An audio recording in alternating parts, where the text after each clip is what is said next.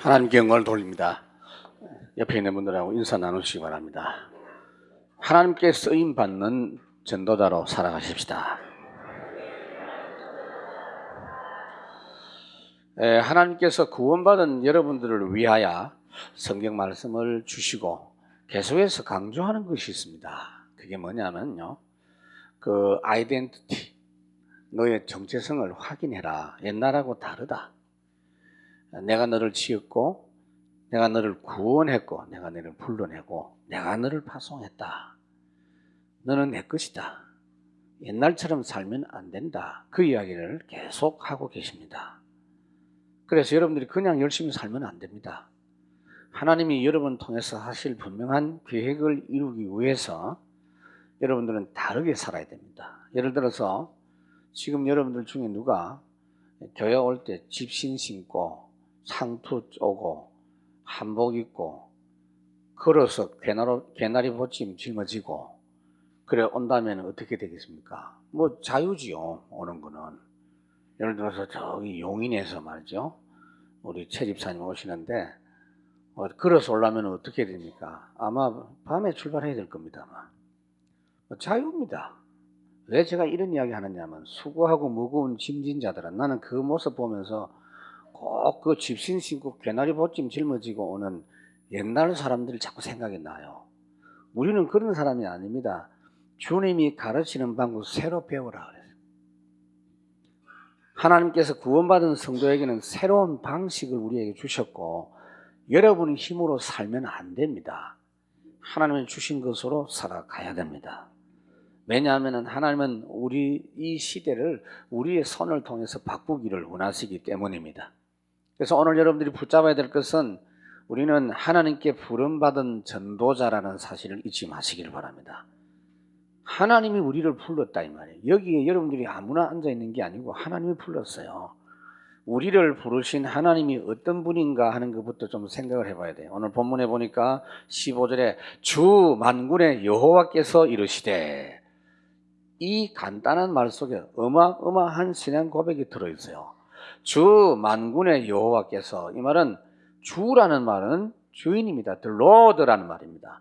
모든 것을 주관하시는 주인, 영혼, 육신, 생활, 우리의 생활, 모든 생업을 주님이 주관하시는데, 어느 정도냐? 가져가실 수도 있고 주실 수도 있는 겁니다. 여러분은 주인인 것처럼 하지만 주인은요, 주었다가 가져갈 수도 있어야 돼요. 그러니까 욥이 고백했잖아요. 주신 이도 여호와시요 가져가신 분도 여호와시다.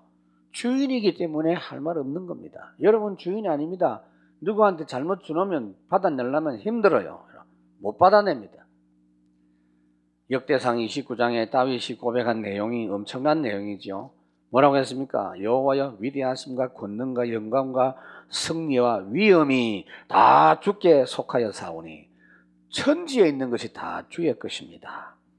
주권도 주께 속하고 주님은 높으사 만유의 머리가 되시고 부와 귀가 주께로 말미암고 주는 만물의 주제가 되사 손에 권세와 능력이 있사오니 모든 사람을 크게 하심과 강하게 하심이 주의 손에 있나이다. 이 고백이 여러분의 고백이 되기를 바랍니다. 우리 하나님 그냥 하나님이 아닙니다. 그리고 만군의 여호와라. 만군이 뭐냐면요, 만명의 왕이다가 말이에요. 만명의 왕보다 크고 놀라운 분이다. 천지의 주제자가 되신다. 오늘도 이 사실이 여러분들에게 믿어지기를 바랍니다. 다른 거 믿지 마세요. 하나님이 우리를 부르신 그 하나님이 어떤 분이냐? 거기다가 여호와. 여호와는요, 언약과 관계된 단어입니다. 사랑하는 자에게 약속 주시는 하나님, 그 말입니다. 언제나 사랑하는 자에게 하나님이 약속을 먼저 줘요. 사람은요, 사랑하는 자에게 약속을 해도 못 지키지만 하나님은 지키실 수 있는 약속만 하시고 반드시 그 약속을 지키시는 하나님이시다. 주 만군의 여호와께서 저와 여러분들을 부르신 줄 믿으시기 바랍니다. 그래서 하나님이 우리를 부르셨고 그 다음에 파송도 하나님이 했어요. 15절에 보니까 뭐라고 합니까? 너는 가서 그랬어요. 너희는 가라 그랬습니다. 마가복음 3장 13절에 보면 예수님께서 12 제자들을 부르셨는데 어떻게 부르셨느냐? 자기가 원하는 자들을 부르시니 나왔다. 여러분들이 여기 그냥 앉아 있는 게 아니에요. 하나님이 원하셔서 여러분들 앉아 있습니다. 여러분들이 오늘 교회 오고 싶어서 온 게 아니고 하나님이 원하셔서 여러분들을 불러주셨습니다. 그래서 이러한 하나님의 일꾼은요, 하나님이 부르시고 하나님이 원해서 파송하는 일꾼은 그 복음 받는 대상이 어떤 권력자라도 담대하게 경고하고 선포할 수 있는 사람입니다. 오늘 본문의 내용은요, 중요한 요직에 있는 사람이 제 역할을 감당 못하고 있어요. 그 이제 비유가 아니고 실제 역사적인 사건인데 이 일을 예를 들어서 저와 여러분들에게 지금 경고하는 내용입니다. 두 사람입니다. 셈나라는 사람이 있고 엘리야김이라는 사람이 있는데 이 두 사람 다 장관이요. 근데 장관인데 어떤 장관이냐? 재무장관. 그때 당시에 재무장관, 지금도 돈 만지는 재무장관이 힘이 있지만 실권자입니다. 사도행전 8장에도 이디오피아 네시, 간닥의 네시 그 장관이 재무장관이죠. 그러니까 이 사람에게 하나님께서 말씀을 하시는데 이사야를 통해서 경고해라. 너무 지금 잘못되고 있다. 경고해라. 멸망받는다고 경고해라. 그렇게 말씀하고 있어요. 여러분, 복음은 가스펠이고 굿뉴스인데 복음이 좋은 내용이지만 착각하면 안 돼요. 안 좋은 내용도 있어요. 망하는 내용도 있어요. 두 가지가 동시에 언제든지 선포가 되어져야 됩니다. 사람들에게 좋은 이야기 하는 것은 여러분들이 부담 없이 하지만 안 좋은 얘기 하려면 힘들잖아요. 항상 여러분 명심하십시오. 하나님의 말씀을 기쁨과 감사의 말씀으로도 받아야 되지만 나를 때리고 맺히는 그런 힘드는 말씀으로도 받는 여러분 되기를 바랍니다. 조금만 마음에 삐뚤어진 이야기 하면요, 막 삐지고 마음이 상하고 그러지 마시길 바랍니다. 하나님의 말씀은 두 가지가 언제든지 같이 나와요.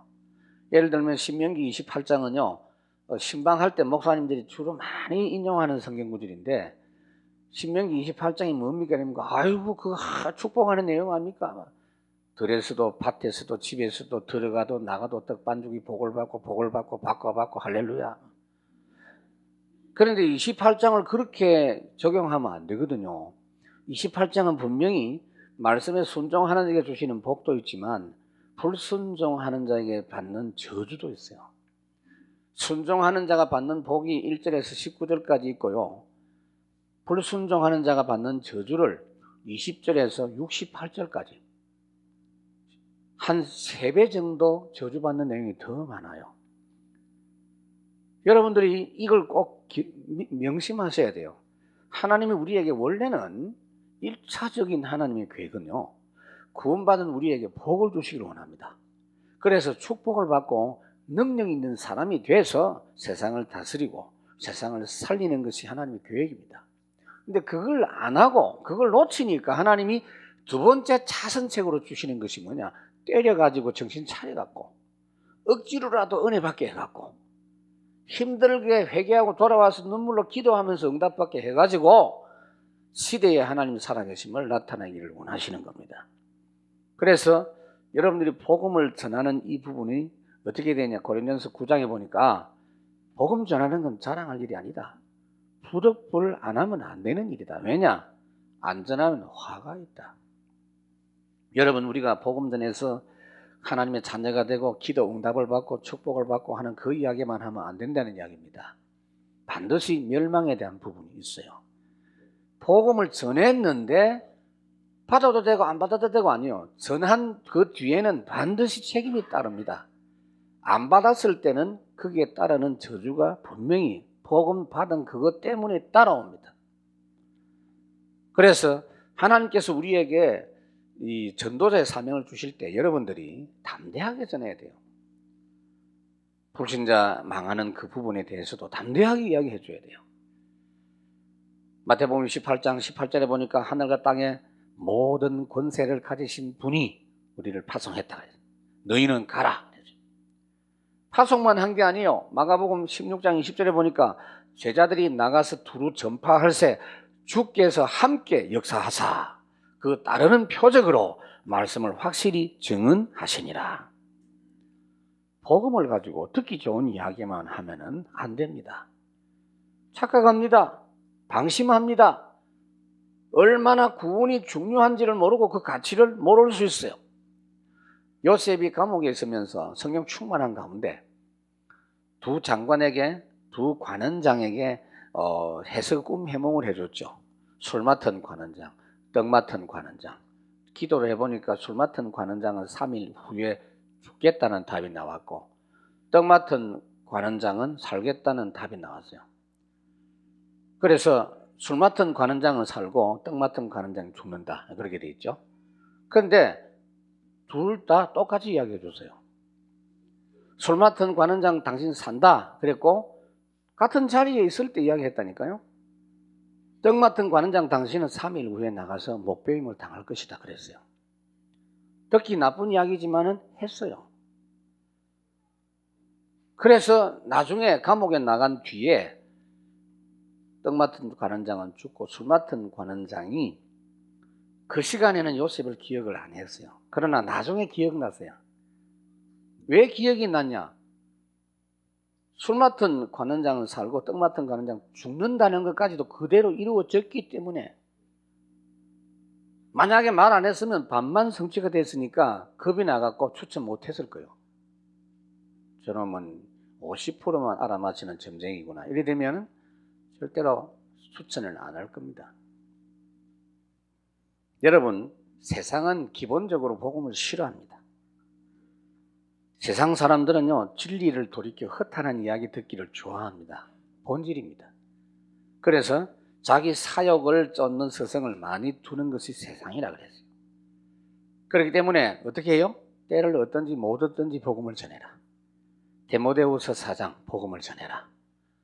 어제 우리 권사님 집에 제가 신방을 갔는데 권사님이 안타까워서 동생을 데리고 그 예배 참석시켰더라고요.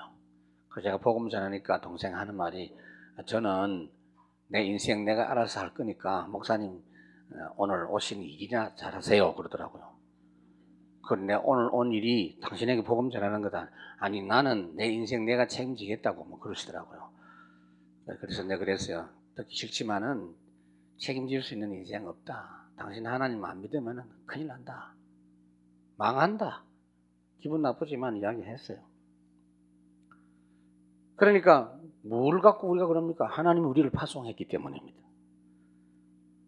주 만군의 여호와께서 우리를 전도자로 보냈기 때문에 그 백 믿고 그렇게 하는 겁니다. 특히 하나님께 파송받는 이 전도자들은 하나님의 주신 은혜로 만족해야 됩니다. 이거 굉장히 중요한 부분인데요. 16절에 보면 내가 여기와 무슨 관계가 있느냐? 여기에 누가 있기에 여기서 너를 위하여 묘실을 팠고 높은 곳에 자기를 위하여 묘실을 팠고 반석에 자기를 위하여 처소를 쪼아내었도다. 이 말이 무슨 말이냐면요, 이 셈나라는 장관이 착각을 해갖고 이 교만하기 짝이 없어갖고 가면 갈수록 도도하기 짝이 없습니다. 자기 집을 좋은 데다가 짓고 그까지 괜찮아. 심지어 묘실까지도 왕족이 묻히는 그 묘실에다가 자기 묘, 가족 묘를 만들었어요. 유대인들은 이 묘실 만드는 거 굉장히 신경을 많이 쓰기 때문에 그렇게 하죠. 이 사람은요, 하나님보다도 이방 군대 애굽을 더 의지하는 사람, 친애굽주의자고요. 굉장히 권력형 부정축제자다, 그렇게 볼 수가 있습니다. 근데 왜 이렇게 됐느냐 하는 걸 여러분 생각해 보셔야 돼요. 우리가 응답을 받고 하나님의 축복을 받는 그런 위치인데 왜 이렇게 될 수 있느냐 하는 걸 알아야 돼요. 간단합니다. 그냥 응답받으니까 그래요. 하나님의 은혜 누리면서 해야 됩니다. 하나님의 은혜 누리면서 안 하면 착각합니다. 자기가 잘해서 그런 줄 압니다. 여러분, 하나님이 주신 것으로 응답받지 않으면 만족이 되지 않습니다. 그래서 욕심이 끝이 없이 계속 번져나가는 것입니다. 어린아이가 필요한 건 엄마예요. 좀 험한 음식을 먹어도 엄마가 필요하죠. 그런 장면 내가 봤거든요. 너무 어릴 때 집이 가난해서 아이가 5명인데 끼니를 때울 그 형편이 어려우니까 부모님이 아이 둘이를 삼촌 집에 보내려고 하니까 아이들이 하는 말이 우리는 굶어도 좋으니까 엄마하고 같이 있게 해줘요 그러더라고. 그게 아이들 마음 아닙니까? 근데 그런 아이에게 엄마가 없이 자꾸 밥만 많이 주면 되겠어요? 삼촌 집에 가면 밥은 많이 먹을지 몰라도 만족이 안 돼요. 그와 같이 하나님이 주신 은혜로 응답받지 않으면요, 무슨 일이 잘 돼도 만족이 없기 때문에 끝없이 욕심을 채워도 끝이 안 나는 것입니다. 원리가 그래요. 하나님과의 관계 속에서 그 주신 행복을 가지고 응답을 받아야 되는 것입니다. 여러분 오해하지 마세요. 그래서 우리는 지금 즐거워해야 될 게 뭐냐면요, 사람도 아니고 돈도 아닙니다. 하나님입니다. 하나님을 잘 섬기는 게 뭔지 아세요? 하나님을 즐거워해야 돼요. 시편 33편 1절 여호와를 즐거워하라. 소요리 문답 1문답에 뭐냐, 사람의 제1되는 목적이 무엇인지 하나님이 영화롭게 하고 그를 영원토록 즐거워하는 것이다. 그렇습니다. 하나님의 응답을 받아도 최고 응답은 주님과의 관계 누리는 것이 최고 응답입니다. 속지 마세요 여러분. 모든 염려를 주께 맡겨버리라. 오는 사자가 삼천에서 두루 찾는다. 여러분 그렇게 알고 있죠? 그 앞에 중요한 게 있어요. 뭐라고 했느냐? 하나님의 능하신 손 아래 엎드려라. 하나님께 완전히 순종해라. 하나님을 완전히 섬겨라. 그렇지 않으면 뭐냐? 염려가 와요. 그렇지 않으면 불만이 생겨요. 하나님께 완전히 굴복하고 하나님을 완전히 섬기는 것이 될 때 염려, 불만을 주님께 맡길 수 있어요. 그러면 사단의 공격이 통하지 않게 되는 것입니다. 여러분 오늘 이참에 제가 말씀을 드릴게요. 여러분 가진 모든 것이 하나님으로부터 받은 거 아닙니까? 여러분의 생명도, 구원받은 영혼 새 생명도 하나님으로부터 받았습니다. 구원의 축복, 응답의 축복, 생활의 축복, 직분의 축복 전부가 다 하나님의 것입니다. 그 중에 특히 참으로 비싸고 가치 있고 중요한 건 공짜로 다 받았습니다. 왜냐하면 방법이 없어요. 팔려고 했는데 그냥 팔아갖고는 그걸 돈으로 환산할 수도 없고 아무도 살 자가 없기 때문에 은혜로 그냥 주신 것입니다. 그러나 엄청난 가치가 있는 거죠. 너희가 은혜로 구원을 받았다 그랬는데 구원받은 내용이 조금만 생각해 보면 대단한 겁니다. 그래서요, 실제로 여러분들이 수준 높은 신앙이 아니고 가장 정상적인 신앙은요, 항상 기뻐하고 범사에 감사하는 겁니다. 그게 정상이라니까요. 당연한 축복이에요.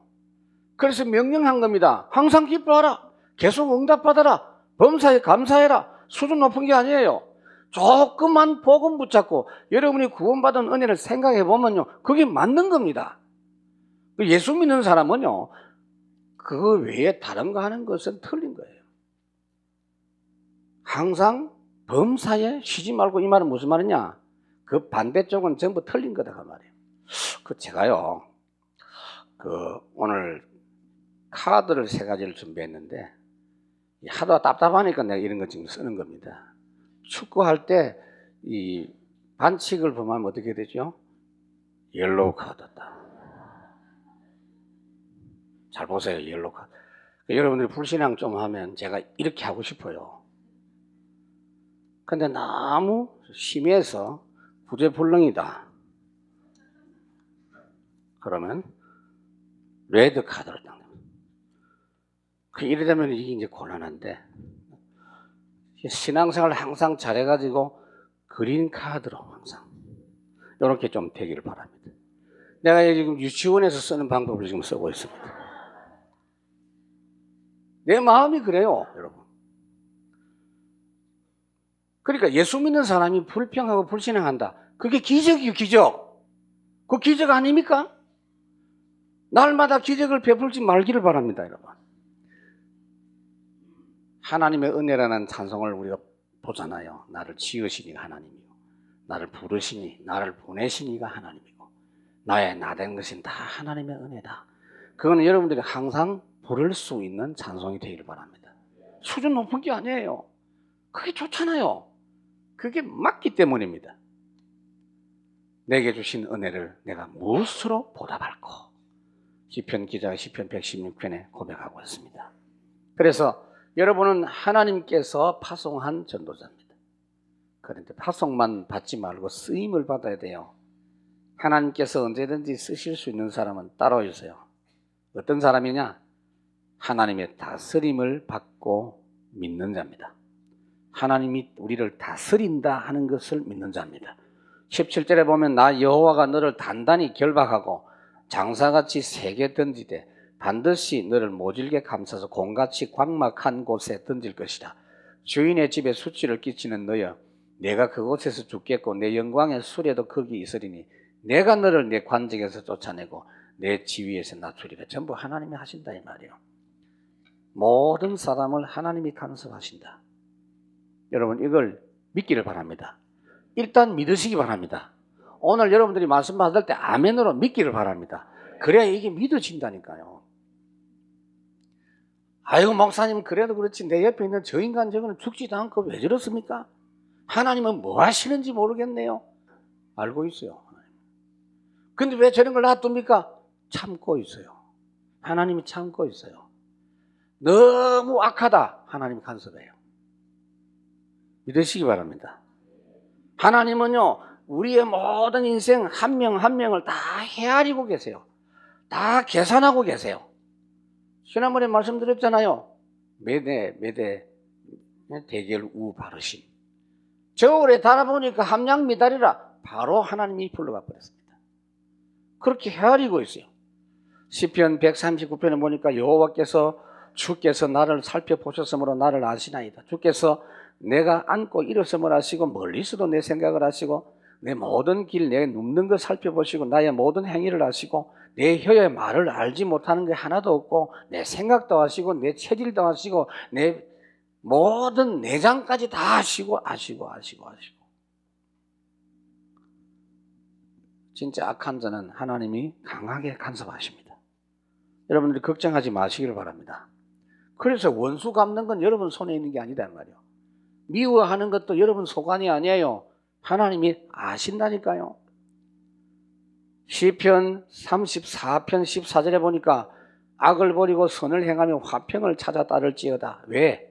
여호와의 눈은 의인을 향하시고 그의 귀는 그들의 부르짖음에 기울이시는도다. 여호와의 얼굴은 악을 행하는 자를 향하사 그들의 자취를 땅에서 끊으려 하시는도다.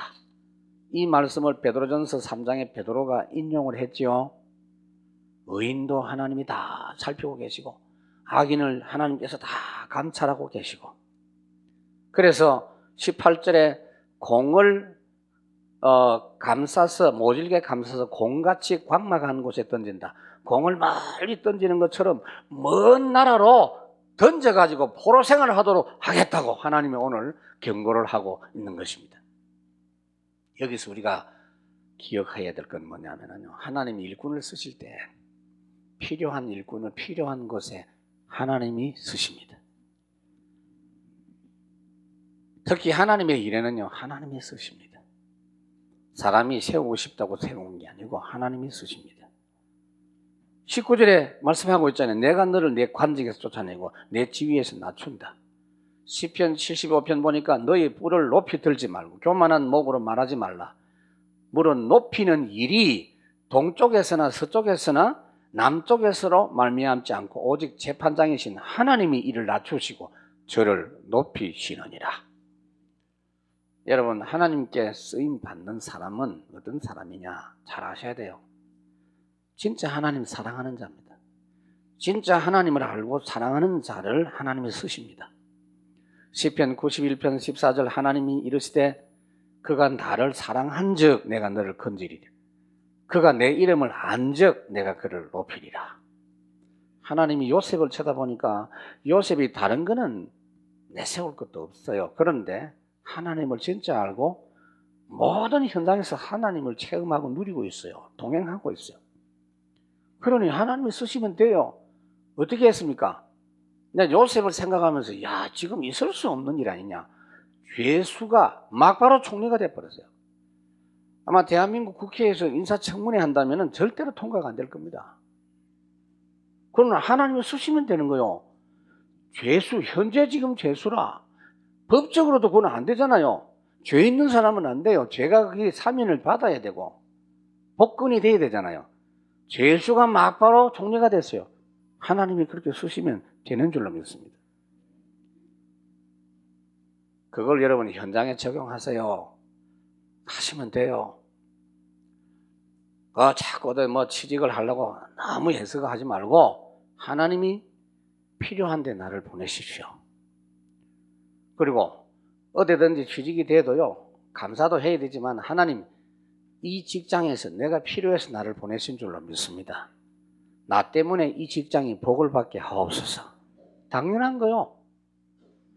그 관점에서 볼 수 있어야 그게 맞는 겁니다. 특히 하나님께 쓰임받는 이 사람은 어떤 사람이냐? 하나님만 의지하는 사람이에요. 오늘 20절에 보니까 그날에 내가 힐기야의 아들 내 종 엘리야김을 불러 그 옷을 그에게 입히며 내 띠를 그에게 띄워 힘있게 하고 내 정권을 그의 손에 맡기리니 그가 예루살렘 주민과 유다 집의 아비가 될 것이며 그랬어요. 여러분, 하나님만 의지한단 말이 무슨 말이냐면요, 하나님의 일을 하고 주의 복음 전파할 수 있는 자격이 있는 사람 있습니까? 목사가 될 자격이 있어서 목사로 세움받은 사람 있습니까? 아니면 중직자 있습니까? 없습니다. 자격 없는 사람인 걸 아는 것이 첫 번째 자격입니다. 나는 하나님 이 일에 쓰임받을 수 있는 자격이 없습니다 라고 하나님께 굴복하고 하나님을 전적으로 의지하는 것이 하나님의 일할 수 있는 자격 생기는 것입니다. 자신의 힘으로 안 되는 것 알고 하나님을 의지하는 그것이 자격인 줄로 믿습니다. 나는 왜 소외가 되지? 나를 왜 무시하지? 이래 되면요, 그거는 벌써 자격이 없는 겁니다. 정권이 들어서고 물러나는 거 하나님이 다 간섭해요. 셈나를 물러나게 하고 엘리야김을 하나님이 세우죠. 하나님께서 마음대로 그냥 알아서 쓰시는 게 아니에요. 하나님께 쓰임 받는 자 모델을 성경에서 제시하고 있어요. 어떤 사람이 하나님께 쓰임 받느냐? 그 모델이 누구죠? 예수님. 빌립보서 2장 5절에 말씀하고 있어요. 하나님께 쓰임 받을 사람은 어떻게 되느냐? 예수님을 생각해라. 너희 안에 이 마음을 품으라. 곧 그리스도 예수의 마음이니 그분이 어떤 분이냐? 죽기까지 하나님께 복종했다. 그래서 하나님이 그를 지극히 높여 모든 이름에 뛰어난 이름을 주시고 하나님이 쓰셨다. 여러분, 하나님께서 세우셨고 하나님이 일꾼으로 세우셨다라는 확신이 오면 능력은 걱정하지 마세요. 직분만 주시지 않고 능력도 주시는 줄 믿습니다. 21절에 보니까 뭐라고 했냐? 유다의 집에 아비가 될 것이며 그랬어요. 더 나아가서 여러분들이 지금 우리에게 해당되는 건요, 하나님을 전적으로 의지한다는 게 뭔 말이냐면요, 오직의 기도입니다. 오직의 기도 승리하는 자입니다. 이 오직의 기도를 왜 하라고 하냐면 오직의 기도 비밀이 없으면 어쩔 수 없이 사람의 힘을 모아갖고 할 수밖에 없어요. 사람의 노력으로 할 수밖에 없으니까 시끄럽고 분쟁이 생기게 됩니다. 그런 사람은 세상에 나가면 어려워서 일하기 어렵습니다. 하나님이 함께 하시는 것이 진짜 누려지니까 사람이 알 수 없는 세계가 보이고요, 하나님의 능력의 세계가 보이고요, 진짜 죽음도 두려워하지 않고요, 이유도 없고 원망도 없는 겁니다. 왜냐? 느껴져요. 불같은 성령의 역사, 바람같은 성령의 역사, 이게 체험이 되는 겁니다. 히브리 11장에 보니까 허상, 실상에 대한 이야기 나옵니다. 진짜 실상이 뭔지 아세요? 하나님의 것이 실상이에요. 하나님의 것이 안 보이니까 자꾸 현실 앞에 있는 이것만 자꾸 쳐다보잖아요. 그게 허상이에요. 오직의 기도가 뭔지 아세요? 말씀에 집중하시기 바랍니다. 말씀은요, 깨닫고 실천하는 게 아니요, 말씀에 집중하셔야 돼요. 말씀 집중. 정말입니다. 특히 목사님, 저는 아무리 해도 안 되는 문제가 있는데요. 그렇습니까? 진짜 말씀에 집중하세요. 그리고 내 자신을 하나님께 집중하세요. 그리고 그 모든 부분들이 제대로 되는 가장 중요한 시간이 예배인데 예배 때 집중하시기 바랍니다. 그래서 여러분 예배 집중은요 진짜 신경을 써야만 집중됩니다. 예배 때마다 저절로 집중이 되고 막 은혜가 되는 사람은 굉장히 복받은 사람이요. 그 사람은 무엇이든지 하나님이 역사하시게 돼 있어요. 그러나 대부분의 경우는 안 그렇습니다. 저를 포함해서 안 그렇습니다. 예배 때 집중할 수 있는 상태를 빨리 회복해야 돼요. 그러려면 어떻게 되죠? 그래서 토요일부터 준비하는 겁니다. 주일은 밤늦게까지 잠 안 자고 그러면 안 돼요. 그래서 아침에 다 일어나서요 정말 평안하게 믿음으로 기도 다 하고 준비하고 찬송 부르면서 교회 올라와야 돼요. 시편 100편 그게 예배당에 올라올 때 부르는 찬송이요. 할렐루야. 그러니까 우리 예배하기 전에 예배 딱 할 때 임예송 있잖아요. 그 부르면서 딱 일어서잖아요. 원래 그거요. 그런 찬송들을 미리 다 묵상하고 하는 겁니다. 그래야 집중이 된다. 더 나아가서 여러분 죽을 때까지 하나님께 쓰임받는 사람 되시기 바랍니다. 끝까지 승리할 전도자가 어떤 사람이냐? 오늘 본문 제목입니다. 어깨에 다윗의 열쇠를 가진 자입니다.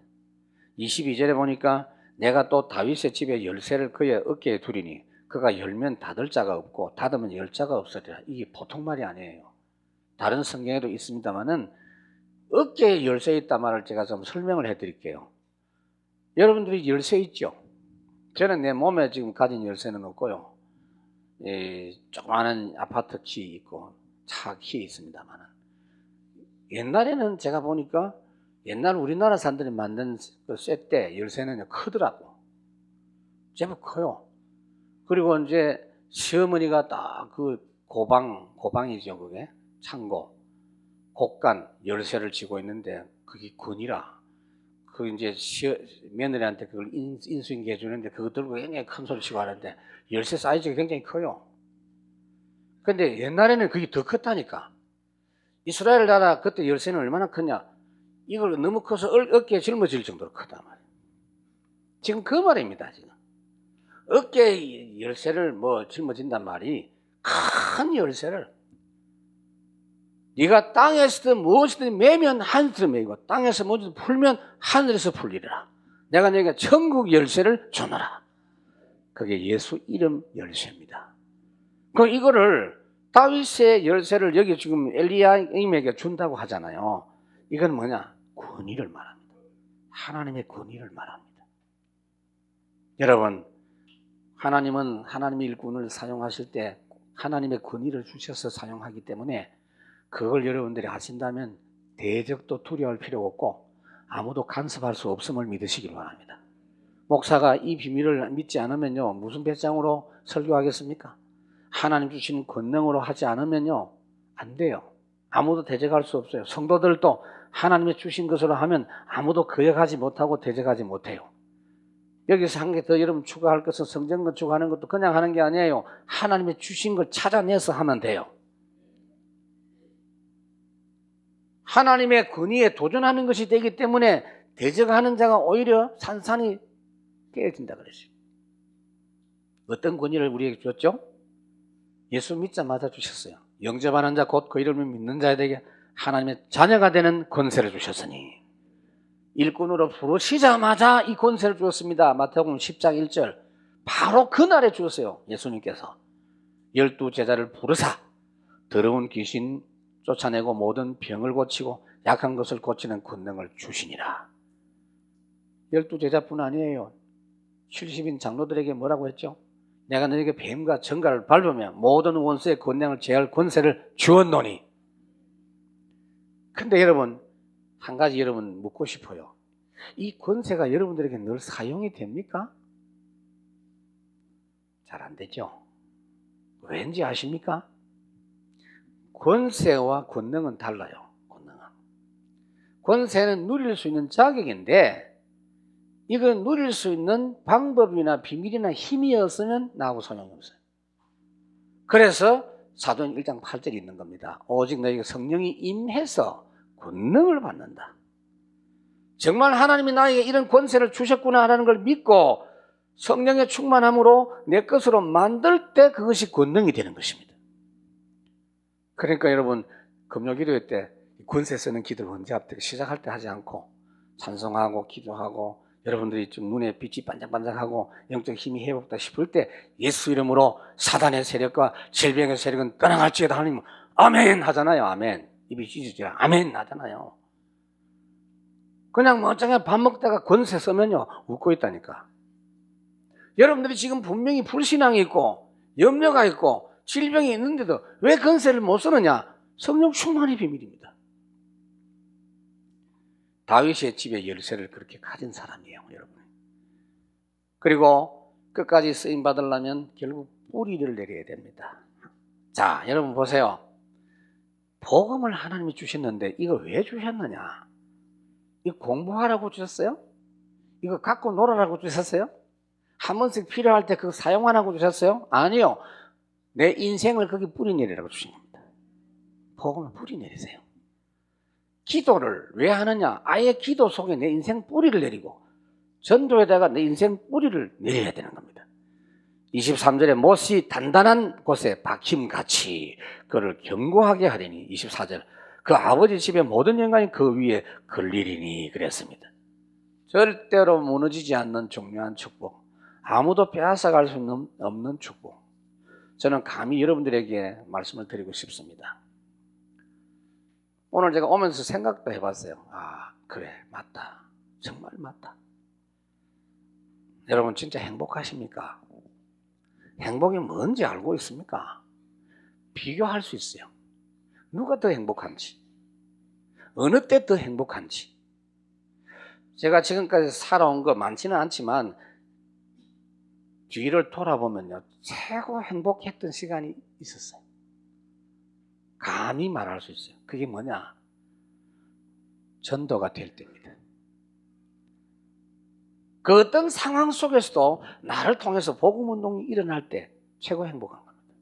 그거는요 무너지지 않는 빼앗아갈 수 있는 축복 속에 서 있기 때문이요. 사도행전 5장 41절 사도들이 지금 핍박받고 나와서 하는 말이요. 사도들은 그 이름을 위하여 능력받는 일에 합당한 자로 여기심을 기뻐하면서 공회 앞을 떠나니라. 아이고 뭐 전도하면 당연히 내 핍박받아야지. 합당하지 당연한 거지. 아무도 못 말려 그리 되면. 사도행전 8장 4절에 보면은 그 흩어진 사람들이 두루다니며 그랬어요. 이 흩어졌단 말은 무슨 말이냐면요. 스데반이 전도하다가 돌에 맞아 죽었어요. 그때부터 본격적인 핍박이 시작됐어요. 사람이 피를 봤단 말이에요. 돌을 던져가지고 피를 한번 보면 그때부터 연쇄적인 일이 벌어져요. 예수 믿는 사람 잡으면 무조건 죽입니다. 그래서 어쩔 수 없이 도망을 가야 되는데 도망을 가면서 복음의 말씀을 전했다. 못 말리지. 핍박이 일어났기 때문에 오히려 더 복음이 확산됐습니다. 도망가면서 계속 전하니까. 바울이 마지막에 사도행전 28장에 보면 감옥에도 있어요. 감옥에 있는데 어떻게 합니까? 사도행전 28장 31절 하나님의 나라를 전파하며 주 예수에 관한 모든 것을 담대히 거침없이 가르치더라. 여러분들에게 계속되는 것이 전도라면 더 이상의 일은 없다라고 생각합니다. 끝까지 쓰임받을 수 있는 사람입니다. 열심히 전도하자는 말이 아니에요. 그게 늘 생각이 된다니까요. 꿈을 꿀 때도 그런 꿈이 꾸어지고 대화를 할 때도 그런 대화가 되어지고 우리가 처음에요. 이 복음운동 초창기 할 때 너무 충격을 많이 받아가지고 그때는 밤낮이 없었어요. 물론 지금도 계속 우리가 현장 속에서 사역을 하지만 초창기에요. 막 목사님들하고 이제 같이 자기도 하고 많이 했는데 한 분은 목사님들하고 같이 주무시는데요. 내가 자다가 일어나가지고 다락방을 했대요. 난 몰랐는데 목류병 환자처럼 일어나갖고 벌떡 일어나서 내가 메시지 다 하는데요. 옆에 있는 목사님 한 분이 또 벌떡 일어났대요. 광주에 있는 목사님인데 적더래. 또 한 분이 마침 안 잤는데 들었대. 그거를 보고 들었대. 그 메시지 굉장히 좋더래요. 그러니까 나중에 나는 그러고 또 잤어 모르고. 저는 기억이 안 나요. 그만 그때는 한이 맺혔고 충격이 됐는데 지금은 뿌리가 내렸어요. 하나님이 우리를 끝까지 쓰시게 되어 있어요. 여러분들은 최고의 일꾼입니다. 최고의 일꾼이 뭐죠? 전도자예요. 베드로전 2장 4절에 보면 너희가 거룩한 제사장이라 그랬어요.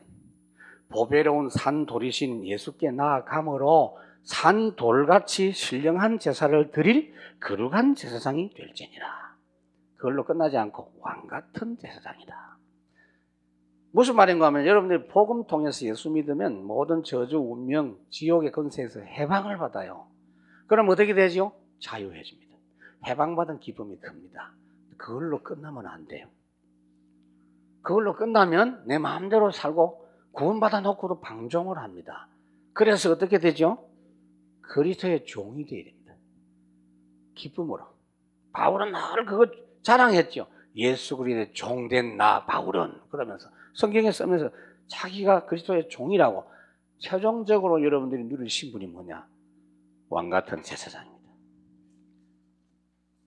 끝까지 쓰임받을 사람이에요. 너희는 택하신 족속 왕같은 제사장 거룩한 나라요 그의 소유된 백성이니 이는 너희를 어두운 데서 불러내어 그의 기이한 빛이 들어가게 하시니의 아름다운 덕을 선포하게 하려 하심이니라.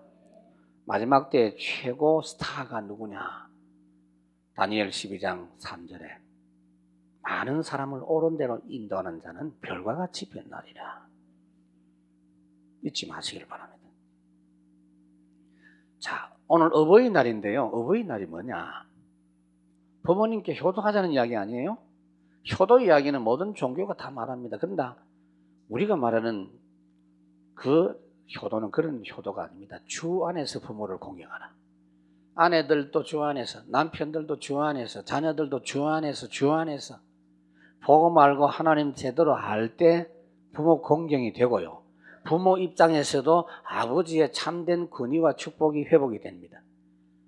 원래 어버이날은요 없어요. 원래 한국에만 지금 어버이날 그러지 원래 이 어머니날로 이래가지고 미국에서 시작이 됐어요. 지금부터 한 100년 전에 미국에서 시작이 된 겁니다. 지금도 미국은 어버이날은 없어요. 이제 마더스데이 이래가지고 5월 둘째 주일날이에요. 그래서 미국은요 주일날 뭘 이렇게 정해가지고 해요. 그래서 5월 둘째 주일에는 거의 부모 만나러 가요. 근데 어머니 날이라. 근데 아버지들이 참 기분 나쁠 것 같아. 아버지 날 있기는 있는데 유명무실해. 나도 혹시 아버지 날에 미국에 있을 때 아버지 날에 뭐가 전혀 없어요. 알지도 못하는 것 같아. 근데 이게 이제 한국에서도 어머니 날로부터 시작이 됐는데 기분 나쁜 아버지들이 야 합치자 이래가지고 그래갖고 어버이날로 바뀐 줄로 그래 믿습니다. 그러니까 부모님을 똑같이 섬긴다 하는 것은 중요한 건데 복음 안에서 제대로 가능합니다. 여러분 오늘 명심하세요. 내 부모님이 예수 믿는다. 무조건 감사하시기 바랍니다. 그 부모님이 예수 믿는 그 자체만 해도 너무 감사해요. 부모가 나를 위해서 기도해 주신다. 진짜 그 부모한테는 어떤 불평도 원망도 해서는 안 되고요. 최고 복받은 줄 믿으시면 됩니다. 이유가 없어요. 근데 성경에도 뭐라고 했냐?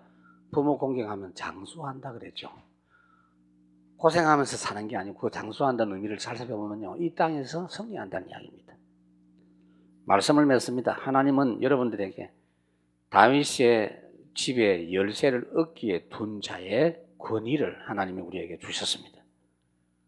주신 것이 엄청난 만큼 책임도 물을 것입니다.